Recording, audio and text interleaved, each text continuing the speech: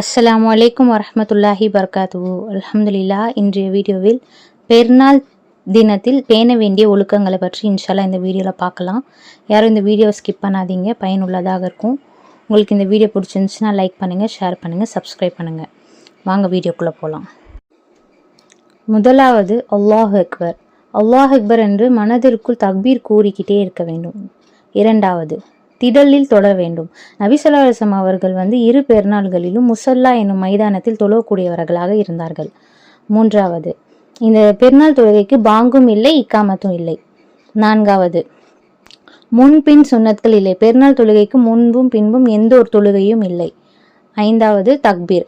நபி ஸல்லல்லாஹு அலைஹி வஸல்லம் அவர்கள் முதல் ரக்காயத்தில் 7 தக்பீராகவும் இரண்டாவது ரக்காயத்தில் 5 தக்பீராகவும் கூறக்கூடியவர்களாக இருந்தார்கள். ஆறாவது, மிம்பர் கிடையாது. பெருநாள் தொழுகைக்கு மிம்பர் மேடை கிடையாது. ஏழாவது, பெருநாள் உரை.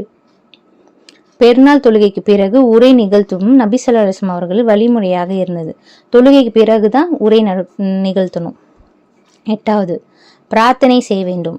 இறுதியாக அவரவர் இடத்திலே உட்கார்ந்து பிரார்த்தனை, நம்ம தொழுகை முடிச்சதுக்கு அப்புறம் அதே இடத்துல உட்காந்து துவா செஞ்சுட்டு துவா கேட்டுட்டு இன்ஷால்லா வரணும்.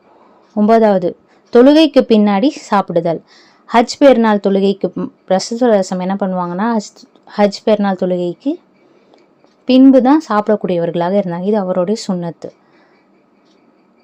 10வது, பிறகு குர்பானி நிறைவேற்றுவது. ஹஜ் பெருநாள் தொழுகையை விட்டு தமது குர்பானி பிராணியை அறுத்து பலியிடுவது. இன்ஷா அல்லாஹ் இந்த பெருநாள் தினத்தில் பேண வேண்டிய ஒழுக்கங்களை பேணக்கூடிய பாக்கியத்தை அல்லாஹ் சுப்ஹானஹு வ தஆலா நம் அனைவருக்கும் தந்து அருள் புரிவானாக. ஆமீன் கூறுங்கள். இன்ஷா அல்லாஹ் இன்னொரு வீடியோவில் சந்திக்கிறேன். அஸ்ஸலாமு அலைக்கும் வரஹ்மத்துல்லாஹி வபரகாத்துஹு.